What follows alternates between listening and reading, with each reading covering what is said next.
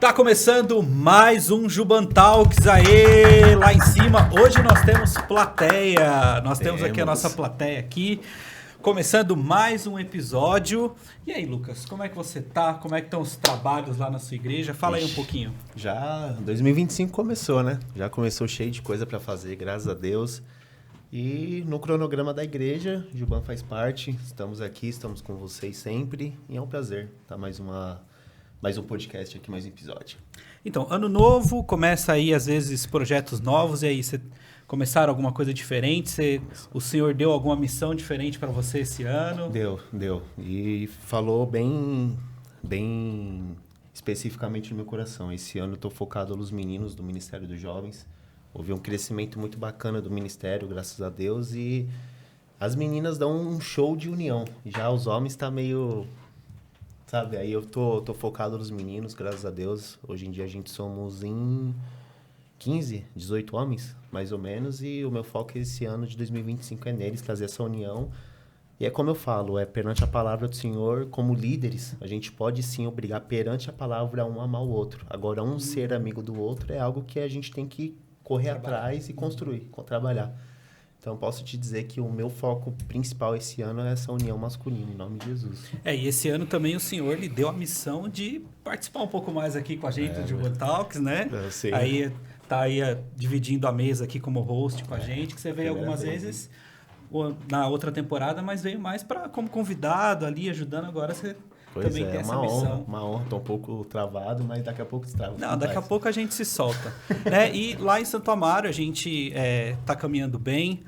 Na temporada passada eu sempre falava que eu não fazia muito parte do grupo de jovens ali, mas agora, depois de tanto falar aqui no podcast que eu tocava contrabaixo e fazia muito tempo que eu não tocava, eu lembro que em algum episódio alguém falou assim, o pessoal do Santo Amaro vai ficar sabendo que você toca e não está querendo tocar e vão te chamar para tocar. E aí realmente esse ano, inclusive, é uma cura que o Senhor fez na minha vida. Depois de 11 anos sem tocar, eu voltei a tocar contrabaixo. Que bênção, né? Tô tocando contrabaixo nos cultos de jovens lá com o pessoal. Inclusive hoje, que a gente tá gravando numa quinta-feira, era para eu estar no ensaio.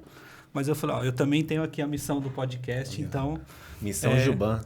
Tem a missão da Juban, então dessa vez não vai ter contrabaixo no culto de sábado. E como sempre, eu gosto muito de fazer esse jabá aqui do grupo de teatro, que ali é onde é o meu ministério, né? Estamos a exatos 30 dias da estreia da nossa peça de Páscoa. Benção. Né, que vamos apresentar em 12 e 13 de abril. A gente vai fazer uma nova versão da primeira peça que eu apresentei na IBP Santo Amaro em 2019. Nossa, que legal. Que é a peça que se chama Vivo, que a gente conta a história ali do general romano que ficou com a missão de investigar o que aconteceu com o corpo de Jesus. Nossa. E aí a gente fez ali uma nova versão, e aí o personagem principal que é esse general romano, ele vai entrevistar vários personagens bíblicos para que eles contem o que eles viram de Jesus e para eles falarem quem roubou o corpo de Cristo. O que vocês fizeram com o corpo de Jesus, né? Então, a gente uma peça bem espiritual, né? Bem fervorosa, porque olha... E aí a gente tá nessa demanda aí que daqui a pouco a gente estreia. Mas... Já falamos um pouquinho de nós, né? Mas a gente tem aqui um convidado ilustre. Especial, né? Até dizer chega. Muito especial, que inclusive é conterrâneo meu de igreja, né? Foi, até falei pro Márcio, quando ele falou quem era o convidado, foi meu primeiro pastor na EBP, né? Quando eu cheguei lá em 2017. Então nós trazemos aqui, lá do norte de Minas Gerais, nosso querido pastor Almeida. Olá, pessoal. Pastor Almeida, né, que é o casado com Margarete há 30 anos, né? Um pouco mais de 30 anos. Exatamente. Pai de Milana, que é filha de missão, né? Ela nasceu no campo missionário, que o pastor vai falar um pouco mais disso mais para frente. Mas vamos lá, pastor, se apresente, né? Nada melhor do que o próprio convidado para falar de si mesmo. Se apresente e fale aí um pouco da sua trajetória. A gente aqui tem esse papo descontraído, a gente gosta muito de ouvir as histórias, principalmente quando a gente traz esses pastores sêniores para servir de exemplo, né? Servir de exemplo para essa juventude. Então, por favor, se apresente. Legal, boa noite para todos. Muito bom estar aqui, né, nesse Juban Talks. Sou Almeida, como já foi dito aí, casado com Margarete, 30 anos, 11 de fevereiro fizemos. Dizem que bodas de pérola, mas eu não dei uma pérola para ela, né? Puxa, não deu para dar uma pérola para ela. Mas temos a Milana, que agora completou 26 anos de idade. Milana nasceu no campo missionário, no Canadá. E depois fomos com ela bem pequena ainda para a África, né? De fato, eu não sou do norte de Minas. Quem é do norte de Minas é Margarete, Montes Claros especificamente. E eu sou do interior de Minas, na região leste, mas com 3 anos de idade, minha família mudou-se para a capital, para Belo Horizonte. Então, eu cresci em Belo Horizonte, cidade do pão de queijo, né? Fezinho, pão de queijo. Bom demais. Bom demais. E ali eu cresci, né? Na Assembleia de Deus, na época, eu era pentecostal, né? Do fogo. E aí a gente cresceu ali na igreja. Depois eu vim para São Paulo, Pindamonhangaba, fazer seminário regime internato. 4 anos ali no regime internato. Bom, isso é uma prévia, né? Sou de uma família de 12 filhos, mas hoje somos apenas 6 vivos, né? Lá em Belo Horizonte, todos lá, só eu sempre fiquei fora, né? Então, por aí. Legal. Conta um pouco mais pra gente como é que foi a sua juventude, né? Já que a gente está aqui no Juban, que é a união da Juventude Batista, a gente gosta muito de saber como é que foi essa sua caminhada, até porque, até o que a gente comentou um pouco em off, né? A gente vem de uma geração diferente, né? Até o que o pastor comentou. A gente tem hoje mais estrutura, né? A geração do Lucas, Caminho das pedras, né? O caminho já foi aberto e as pedras já estão lá. Com e como certeza. é que era, assim, na sua juventude? Como é que foi esses primeiros contatos, o evangelismo? Olha, eu de fato, eu me converti aos 7 anos de idade. Antes disso, eu era o menino mais terrível que podia existir. Verdade, vocês estão rindo. Muito, pastor. Mas eu gostava muito de dançar. Naquela época existiam os bailes, né, nas casas, as festas. E eu dançava muito mesmo. Isso depois perdurou até a adolescência e tudo. Eu gostava de imitar John Travolta, né? E naquela época, no tempo da brilhantina. Crazy, né? Crazy, né? Mas na igreja, aí com 7 anos de idade, eu não gostava de crente, de fato. E aos 7 anos de idade, depois de fugir de casa numa noite, meu irmão me buscou num baile distante do bairro, lá em Belo Horizonte, bêbado. E me levou para casa depois de dar algumas pancadas, né? Me deu uma surra e me levou para casa e falou: amanhã você vai na igreja com a mãe, nem que seja amarrado. E, de fato, ele teve que me amarrar para levar para a igreja. E chegando lá na igreja, Assembleia de Deus, eu vi o grupo de crianças cantando e apaixonei. Ali Deus me tocou, eu fui à frente quando fizeram o apelo. Então, ali foi a minha conversão. Com 8 anos de idade, eu fui batizado no Espírito Santo, num culto de crianças. 8 anos? 8 anos de idade.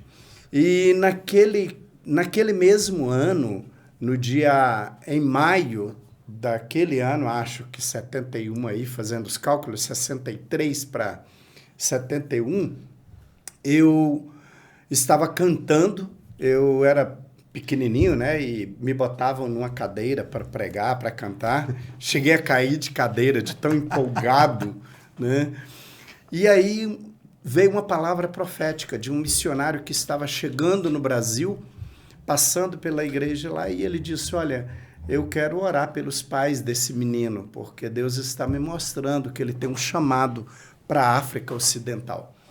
E ele falou até o nome do país também, naquela época. Então, eu cresci na igreja, sabendo que eu tinha um chamado e perseguindo, se eu posso dizer assim, esse chamado. Liderei, fundei grupo de adolescentes, de jovens, e fui um jovem como qualquer outro, né? Com os meus momentos de rebeldia, né? Eu era muito voltado para a questão da moda, então, se vocês pensarem aí num cara radical em termos de moda, era eu. embora tinha, né, os costumes da igreja, que tinha que usar paletó e gravata. Tem até um episódio, ao mesmo tempo triste, mas é engraçado, porque naquela época lançaram, eu já era jovem, e eu era líder de jovens, né? Igual o Lucas aí, líder de jovens. E eu cheguei na igreja, Assembleia de Deus, daquela época, hoje é diferente, com uma gravata de crochê, né? Vocês nunca viram gravata de crochê. Eu não sei nem o que era. Mas teve uma época que teve uma moda de umas gravatas de crochê, e como eu gostava sempre de andar na moda, e aí meu pastor, quando me viu, só me chamou de púlpito mesmo. Você está disciplinado, fora de comunhão. E fiquei fora de comunhão 3 meses, né? E ficar fora de comunhão naquela época na igreja era não cantar, não pregar, não fazer nada, e tinha que todo dia de terno e gravata sentar no primeiro banco. Então, assim, por causa de uma gravata de crochê. Mas eu era extremamente vaidoso. Na verdade, o ditado, né? Eu era Mauricinho. Né? Mas muito dedicado também, né? Mas como qualquer outro jovem, tive meus momentos de altos e baixos, mas é interessante, uma coisa que nunca fugiu do meu coração em nenhum momento foi o chamado missionário, né? Eu estudei, eu trabalhei, eu fui bancário naquela época, era uma profissão sofisticada, né? Porque talvez tinha não sei, era chique ser bancário, e tive uma empresa de decoração também, eu mexia com decorações e tal, e aí chegou um momento em que eu precisava tomar uma decisão. Eu fui fazer um seminário externo da minha própria igreja, então eu trabalhava durante o dia e estudava à noite. E quando chegou um dia no seminário, era um curso de 2 anos só, passando pelo corredor tinha um mapa mundi. E, de repente, o país que Deus havia falado comigo saltou do mapa, como que em letras garrafais, assim. E aí, naquela hora, Deus foi muito claro comigo e falou assim: você precisa de uma formação melhor para chegar no campo missionário. E foi ali que eu decidi vir para São Paulo, porque na época era o seminário de maior destaque da denominação em Pindamonhangaba, o IBAD. E então eu tomei a decisão. O banco naquela época fechou, eles fecharam mais de 200 agências do Banco Nacional na época, que eu era tesoureiro do banco, e então eu decidi vir, né? Não porque o banco fechou, mas antes disso eu já tinha feito minha matrícula e vim, então, com 2 malinhas para o seminário em Pindamonhangaba. Foram 4 anos regime internato, e foi um tempo de muito aprendizado. Eu voltaria hoje para fazer tudo novamente, porque a experiência foi muito, muito boa.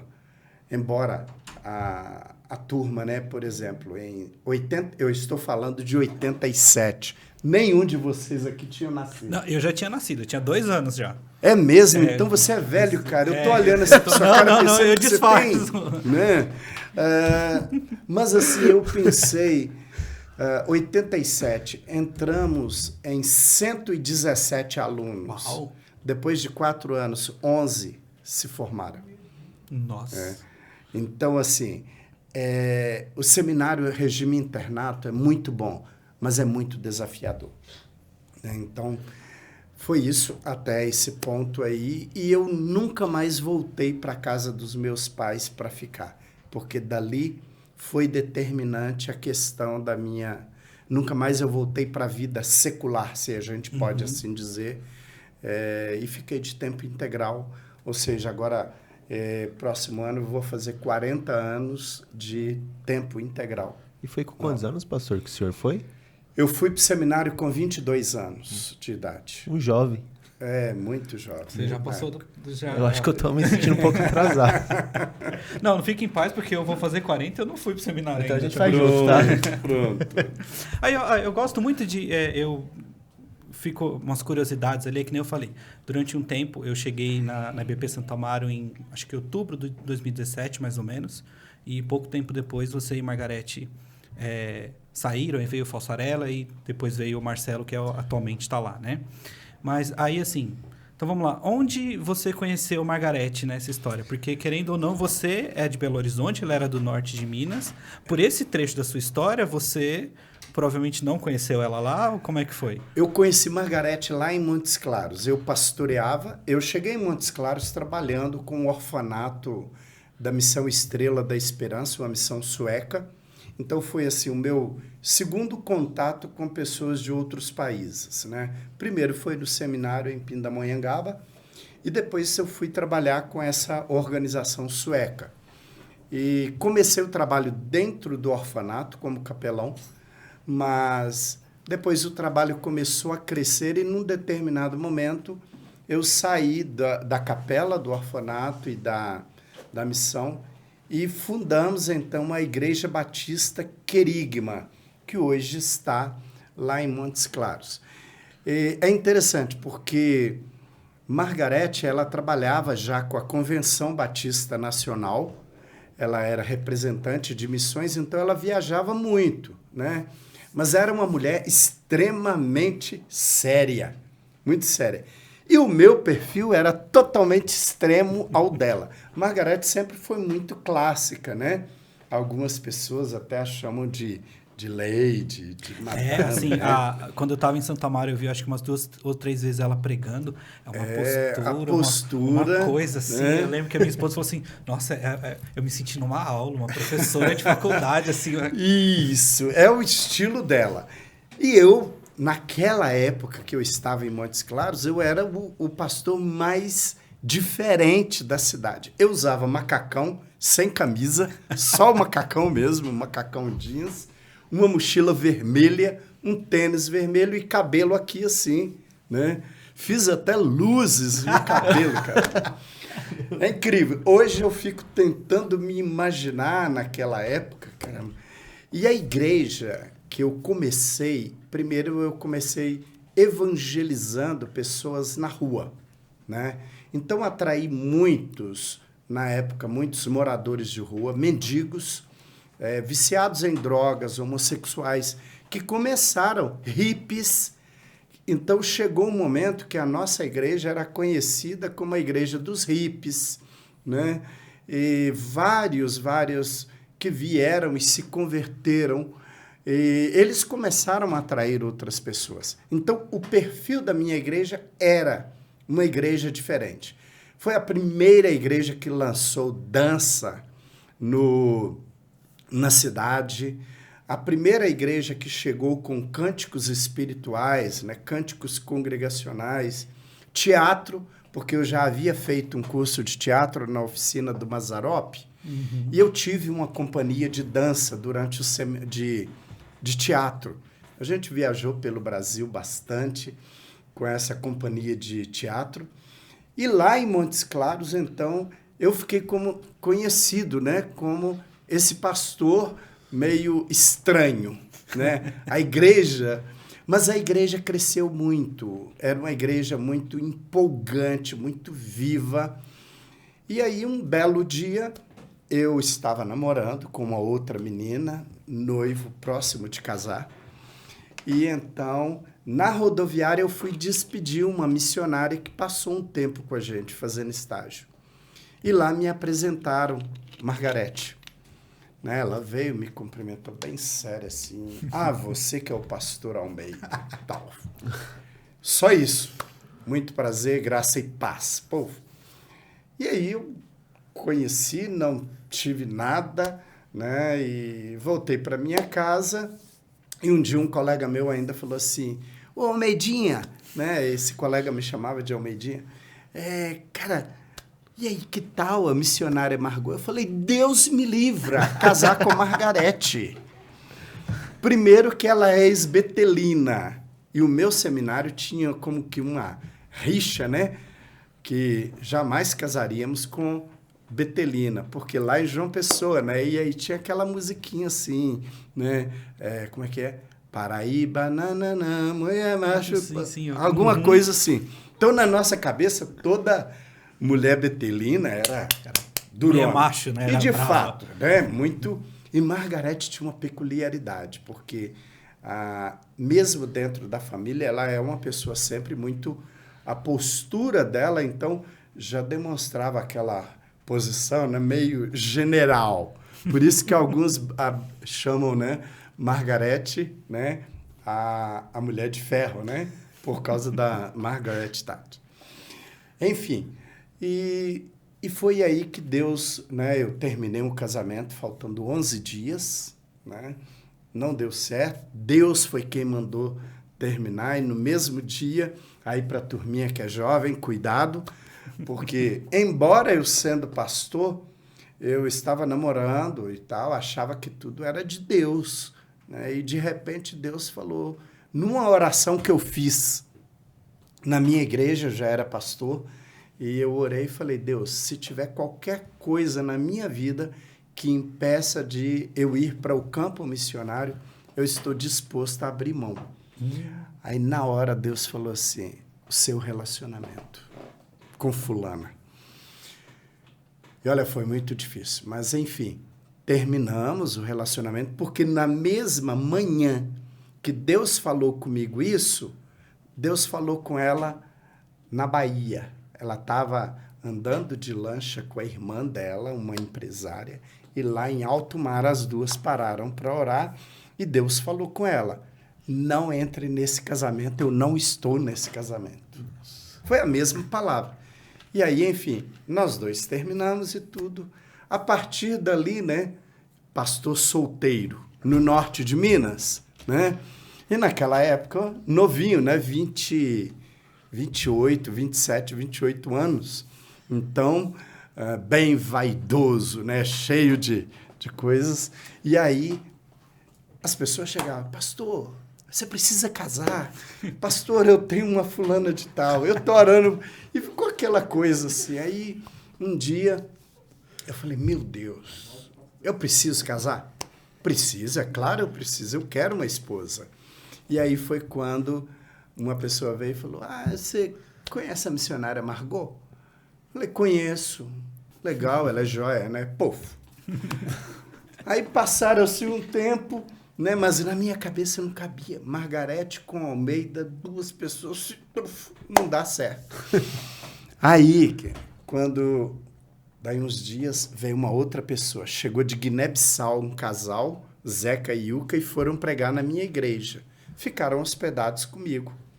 Aí um dia, conversando em volta da mesa, a Ilka falou assim, pastor, eu tenho orado para você se casar. Você conhece a missionária Margot? Falei, conheço, pessoa difícil, dura. Né?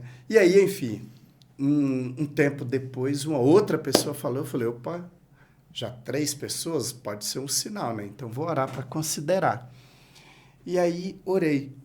E aí eu falei, tá, eu vou fazer um teste. Se for ela mesma, vai dar certo. E aí eu iria pregar na igreja dela, porque era um intercâmbio de adolescentes. E ela estava em Montes Claros novamente. Aí eu fui para esse culto. Quando eu cheguei lá, eu já levei um bilhetinho, né? Eu fui com a camisa toda estampada, floral, e o cabelo amarrado aqui, né? Rabinho e tal. Aí... Cheguei no final do culto, no meio do tumulto, eu chego para ela e falo assim, você aceita orar comigo? E se Deus confirmar, a gente se casa. Só que era um salão pequeno e no meio da bagunça ela não entendeu nada, mas ela falou assim, claro, sim, porque ela entendeu que eu estava falando de uma outra pessoa, né, para ela orar. Enfim... Eu saí dali, fui acompanhando até a casa dela, quando chegou na porta, né, antes de despedir, eu ainda fiz menção de dar um beijinho no rosto dela, ela atirou. Falei, caramba, a mulher é dura mesmo. Nem um beijo no rosto? Aí ela tirou a mão assim, me afastou. Eu peguei um bilhete e entreguei. Esse bilhete era o versículo: eu bem sei os pensamentos que penso de vós. Não, o Senhor te guiará continuamente, fartará a tua alma até em lugares secos, e serás como um jardim regado. Ela pegou o bilhetinho. Anos mais tarde é que ela me contou. Quando ela entrou, imagina, a casa dela era uma casa que tem 9 mulheres. Nossa. 9 filhas. E quando ela entrou no quarto, as irmãs, e tal, e aí, o que foi? Ela falou, tem um bilhete. Quando ela leu o bilhete, Deus tinha falado com ela um mês antes que o homem que seria o esposo dela iria chegar para ela e entregar um bilhete com aquele versículo. Uhul! Então, era eu, cara, né? Enfim, oramos durante 47 dias. 47 dias. Ficamos noivo e casamos. Deu um total de 7 meses, tudo.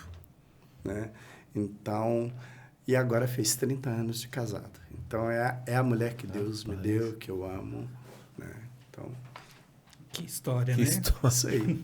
Sirva de lição aí para a turminha, né?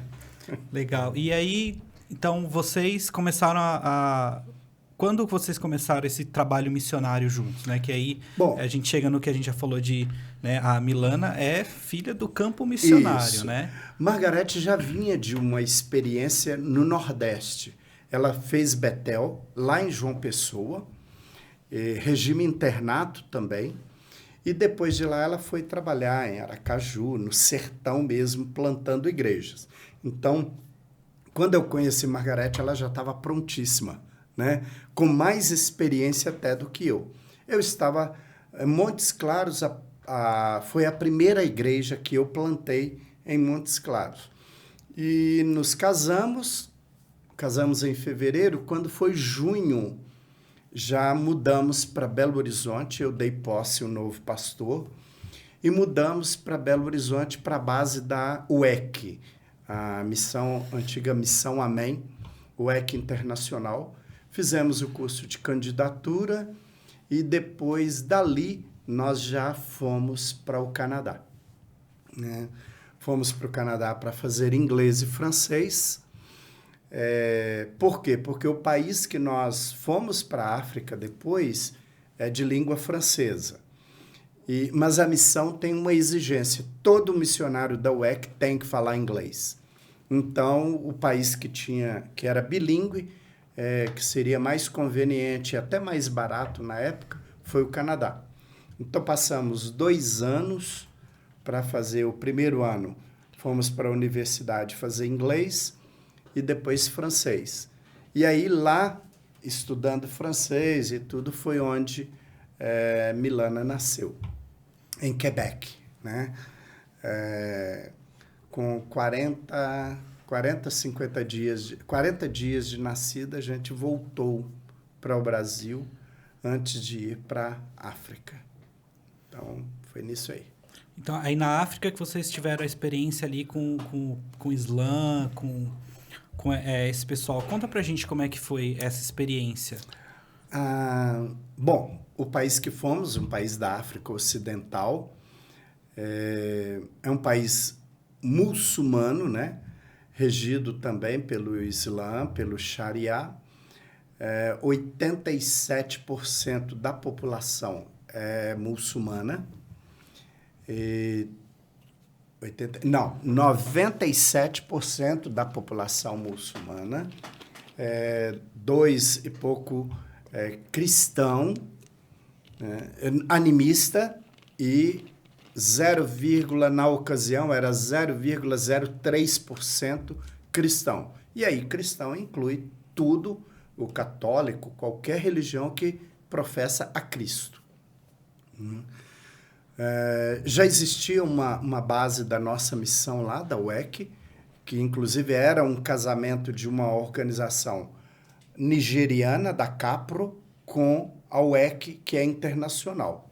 Então, essas duas missões se juntaram e formaram a MEIG, Missione Evangelique Missione Evangelique Internationale pour la Guinée. Né? E um país com a língua oficial é o francês, mas tem mais de 40 dialetos e 9 subdialetos. Um país do tamanho do estado de Roraima. Nossa. Então, um caldeirão de idiomas, de línguas, dialetos e culturas. Né? Fomos recebidos pela equipe da missão. A princípio, moramos na base por alguns dias, depois alugamos uma casa. É interessante, lá o branco, né? Eu mesmo sou branco lá, né? Ele não pode alugar casa em qualquer lugar. Então, o governo, ele tem algumas regiões onde ele determina onde os brancos podem morar. Os bairros de brancos. Não misturados. Eles não podem ter concentração só num lugar. Então, nós, por exemplo, moramos numa região onde tem muitos xiitas, né? Que são os muçulmanos mais radicais, com burca, que cobrem tudo. Aí alugamos uma casa. Normalmente, as pessoas que têm condições lá, eles constroem casas boas, grandes, mas eles só alugam para brancos. Eles não alugam para os pretos africanos, né? Segundo eles, é porque o africano não cuida tão bem da casa quanto os brancos cuidam. E ali a gente fazia o trabalho com a missão. Eu comecei um trabalho evangelizando jovens e adolescentes, mas, por ser um país muçulmano, eu não podia fazer isso abertamente. Então, tinha um bairro que estava já em ruínas, porque no passado teve guerra, e aí cresceram árvores, florestas. De forma secreta, a gente saía de lugares diferentes e cada dia mudávamos o caminho para encontrar com esses jovens, e ali eu me encontrava com eles para evangelizá-los, né?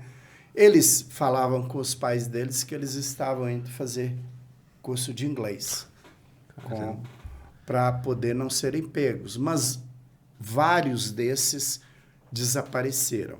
A notícia que a gente teve depois é que alguns dos pais mandaram para vilarejos ou para outros países ou até executaram, porque descobriram que eles tinham se convertido, né? Um país muito difícil para o evangelho, muito portas fechadas, tem muita perseguição, né? Embora abertamente não é um país que persegue, mas internamente a gente sabe que sim, né? E aí, assim, a Margarete sofria muito porque ela via as mulheres sendo espancadas e tudo, né? Então, mesmo do lado, perto de casa, eu saía para fazer evangelismo, para ir no mercado, ela ficava com Milana. Era uma casa com muros altos. E só depois que voltamos para o Brasil, depois de um tempo, é que ela contou que toda vez que eu saía, eles tentavam arrombar o portão, ou jogava pedras, bomba caseira, coisas do tipo, né, para poder tentar violentá-la, né? E aconteceu muito isso lá. E foi numa dessas que eu tive um episódio de ir ao mercado fazer compras de uma peça para consertar o chuveiro da missão, e aí os militares me pegaram dentro do mercado.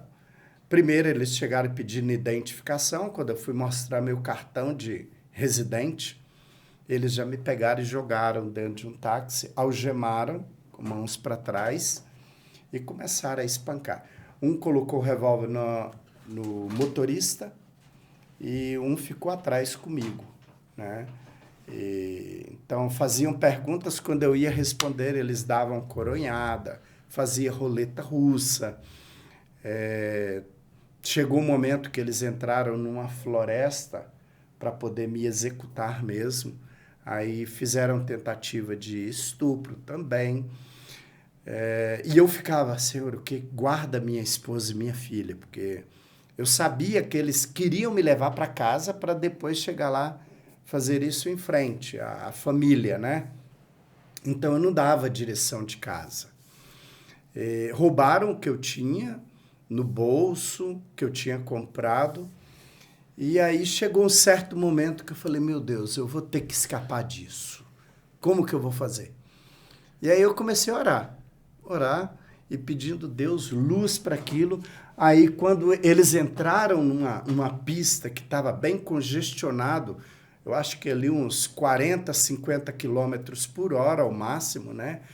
E esse país, né, a capital lá, era uma ilha, a França fez um aterro, então formou uma pista ali de 20 metros, 30 metros de largura. Então, do lado aqui mar, do lado aqui mar. E carro ali indo. Tal.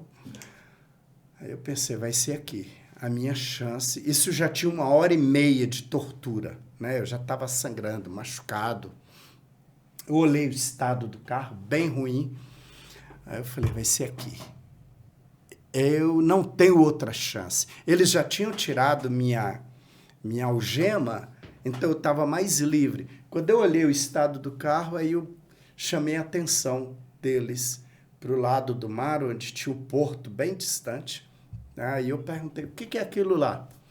Aí quando eles olharam, eu não pensei duas vezes. Dei uma cotovelada, uma pesada na porta, o carro bem velho, a porta abriu.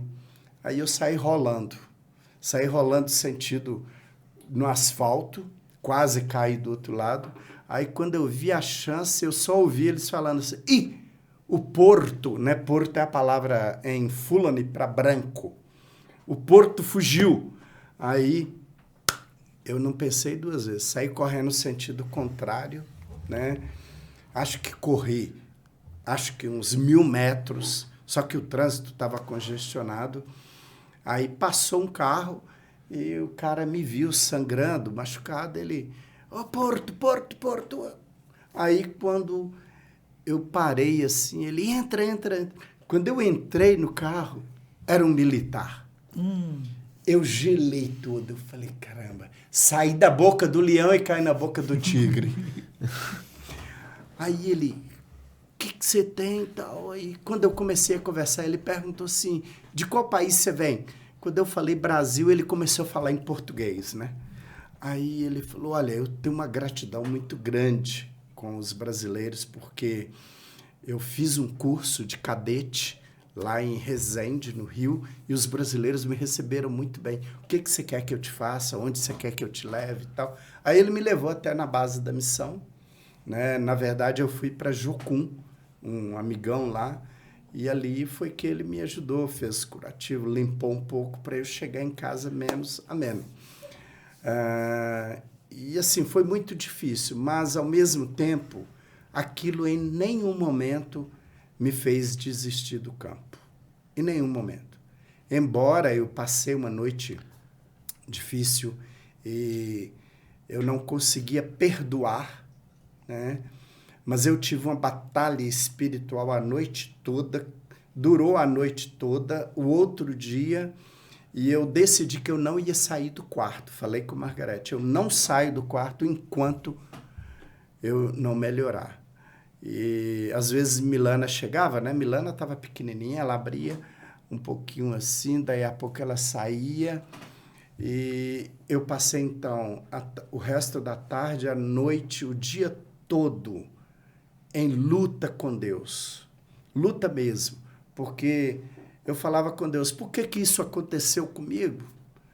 Aí Deus falava comigo assim, o que você esperava deles? Eles não me conhecem. Eles não sabem o que é o meu amor. E eu questionando com Deus e brigando com Deus. E, é claro, o diabo ele tentou de todas as formas me induzir até a suicídio, né? Então, eu tinha alucinações, coisas de louco, assim.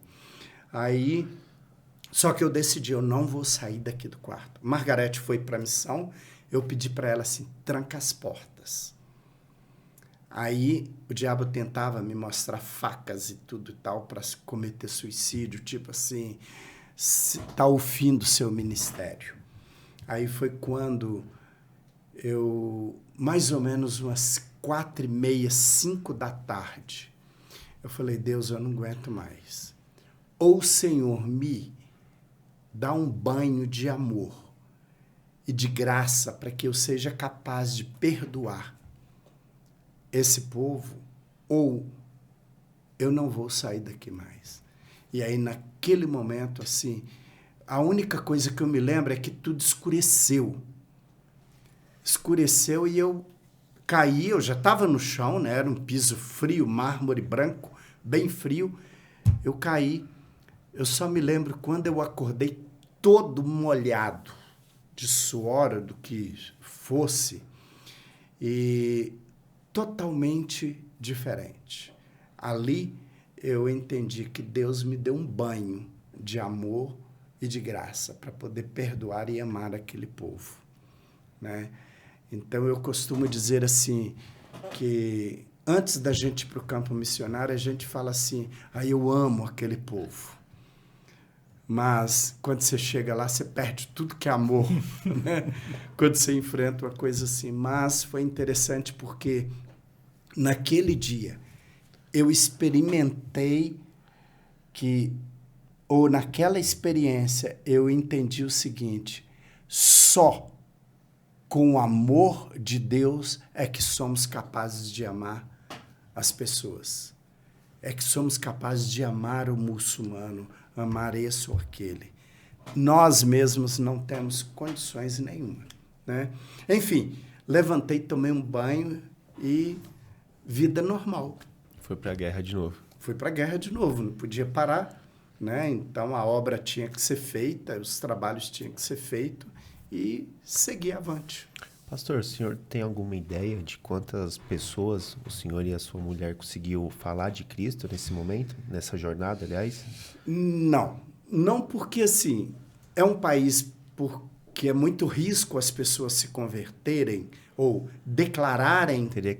Era meio que na escondida, digamos assim, né? E muitas, como nós temos o caso de uma, que porque ela se converteu, ela perdeu toda a herança, todo o contato da família, ela teve que sair do lugar que ela vivia, Mama Bangurá, lembra até hoje, uma preta linda, linda, linda, ela teve que sair do vilarejo, né, da província dela e vir para a capital, por quê? Senão ela seria morta lá. Então, acontece muito isso, das pessoas se deslocarem porque elas são perseguidas pelos pais, pelo imã, né, que é o líder também. Então, isso acontece muito. Não temos. E é interessante essa pergunta sua, Lucas, porque um dia eu estava com esse grupo de rapazes, né, nesse lugar bem deserto, bem estranho. E me lembro até hoje que tinha bastante lírio, que é o chamado lírio dos vales. Quando a Bíblia cita Jesus é o lírio dos vales, é um lírio que ele é capaz de nascer entre as pedras, uma fenda, e sai aquela flor linda, com um perfume delicioso. E aí, eu estava ali sentado e questionando com Deus, Deus, eu vou voltar para o Brasil e cadê meu cesto cheio de frutos para mostrar para a igreja brasileira quantas pessoas, quantas mil pessoas eu ganhei para o Senhor. E foi muito interessante aquilo, porque Deus foi muito claro comigo. Eu ouvi a voz de Deus, eu estava sozinho naquele lugar, inóspito. E foi muito claro a voz de Deus dizendo assim, eu estou mais interessado no seu relacionamento comigo do que naquilo que você produz para mim. Então, aquilo ali mudou o meu estilo de vida, porque eu sou hiperativo. Então, eu sempre fui de correr, fazer. Mas naquilo, Deus tratou comigo e falou, olha, espera aí.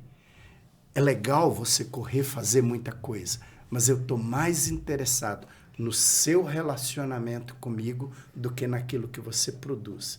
Então, a partir daquele dia, eu deixei de contar. Né? Perdi. Aliás, eu nunca fui de contar, não.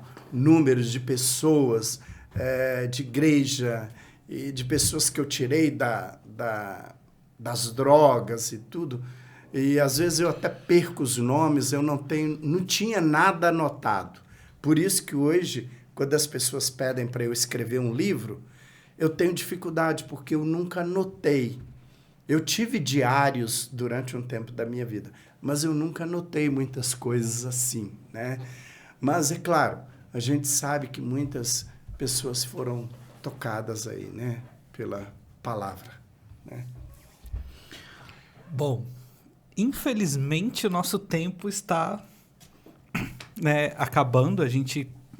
Falei demais, né? Não, assim, tínhamos muitas pautas, muitas coisas ainda para conversar. Isso merece uma parte 2. Com certeza. Né? A gente colocar aí um próximo dia para o pastor contar mais histórias. Né? Porque assim, o pastor tem um ministério muito grande, muito tempo. Então, é muita coisa para falar para a gente, para ensinar. Mas a gente queria que o pastor falasse um pouquinho do seu ministério atual, né? Da atualidade. O que o pastor tem feito atualmente ali na Batista do Povo, lá na sede, né? Com o EC Brasil, o seu trabalho com os vocacionados, com o pessoal da terceira idade. Falar um pouquinho sobre isso também. Tá, não vou contar como essas coisas surgiram, não, porque é uma história longa. Mas, enfim, com o EC Brasil, nós trabalhamos, já vai para quase 30 anos, né? Que eu trabalho com a UEC. Nós trabalhamos, inclusive, no Canadá. Depois eu estive em alguns países, levando equipes de curto prazo, preparando para implantar cursos aqui no Brasil. E aí passamos por alguns países. Acho que, contando todos os países que a gente passou, eu passei, né, principalmente, uns 15 a 18 países. E hoje, na IBP, fazem 15 anos que nós voltamos do Canadá e estacionamos aqui em São Paulo, né? Nunca imaginava ficar em São Paulo. Hoje eu faço parte do conselho do Betel, do Seminário Betel.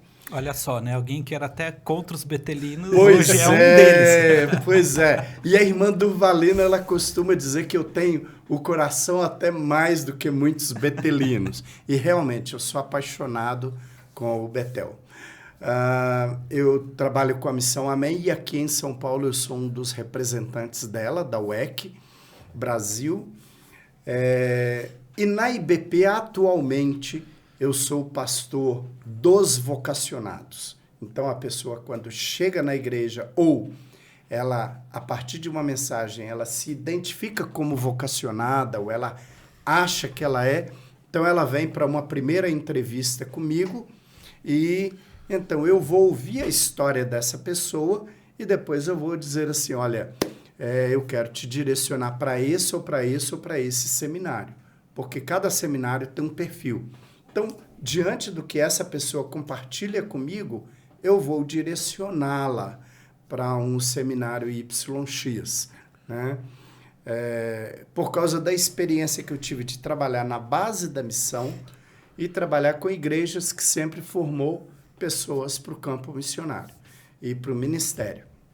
E aí eu acompanho esses vocacionados até o momento que eles serão ordenados a pastor. Aí, uma vez ordenado, eu entrego nas mãos do pastor presidente, né, o pastor sênior. Se ele vai se preparar para o campo missionário, eu entrego, então, para o líder de missões e ali encerra a minha missão com eles. Só que alguns falam assim, não, nós não vamos cortar o cordão umbilical, né? O Joel e Dani, por exemplo, lá na Amazônia, não, o senhor não vai se livrar da gente. Então, eu acompanho a trajetória dessas pessoas orientando. Para cada vocacionado da IBP, eu tenho uma pasta, eu chamo de dossiê, né? Os meninos brincam que é o dossiê, dossiê pelicano, né?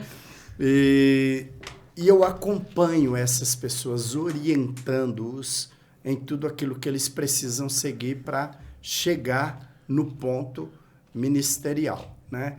E trabalho com a terceira idade. Esse ministério eu fundei quando nós voltamos do Canadá. Comecei, não tinha nada com a terceira idade, e aí hoje, então, eu trabalho com o Viver Bem, inclusive ajudando outras igrejas também a plantar o ministério com a terceira idade, né?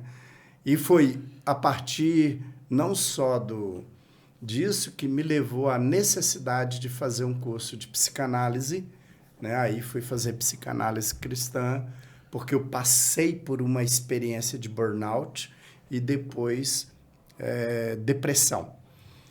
E depois fui fazer gerontologia para poder me entender na velhice e poder ajudar os idosos também. Então, eu sou aquele perfil de pessoa que não consigo ficar parado, nem de estudar e nem de fazer as coisas. O senhor viveu tanta coisa que daria pra gente fazer, tipo, tanta coisa que o senhor viveu que tá na realidade dos jovens hoje que a gente precisaria de umas 3 horas. A gente precisaria de... tem que ter mais uns 2 ou 3 episódios com o pastor. E depois dessa nossa conversa, eu preciso marcar uma entrevista, acho que de vocacionado com Tô lá, à disposição. Porque isso é uma coisa que eu não sabia, que tem muita questão, os seminários mais específicos para alguns chamados e tal. Porque tem seminário que o foco dele é mais o academicismo. Então, eu diria que a pessoa que já tem um talento ou um dom para a área de ensino, é melhor ela se dedicar a esse seminário. Tem alguns seminários que têm um perfil mais ali pastoral, eclesiástico, mais missões. Então, a gente direciona para esses também. Então, tem diferentes seminários aí, com focos diferentes também. Poxa, que legal.